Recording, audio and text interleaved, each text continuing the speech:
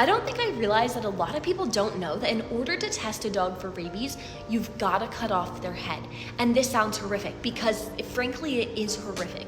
It's one of arguably the worst things that veterinarians have to do. And it's not every time a dog bites someone that we have to do this. There are very specific situations in which you have to perform this. Rabies accumulates in nervous tissue, so tissue in the brain.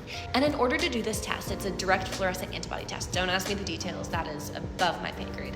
But in order to do this, you have to test very specific parts of the brain. Now, in theory, veterinarians could dissect those parts of the brain out and send just those samples. But that's pretty specialized, and if you damage the parts of the brain that you need to test, you basically ruin the test. And so oftentimes veterinarians will just decapitate the dog after being humanely euthanized, send that literally in the postal system, which is crazy to me. It's just a head on dry ice, and the scientists are able to test the specific portions of the brainstem. This is a horrible thing for just everyone involved.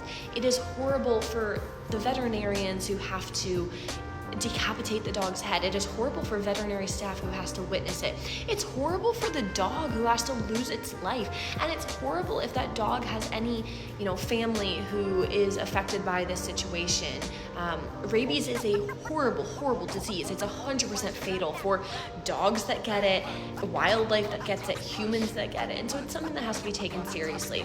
Unfortunately, science hasn't progressed to the point where we can test an animal for rabies while it's still alive. So this is unfortunately the only way to definitively test an animal for rabies. Hopefully that clears up some questions. The main questions that I get are, is the dog still alive? Absolutely not. The dog is humanely euthanized first. So at the end of the day, if your only takeaway is this, let it be vaccinate your dog. Vaccinate them against rabies and the other core vaccines, and let's just avoid this situation.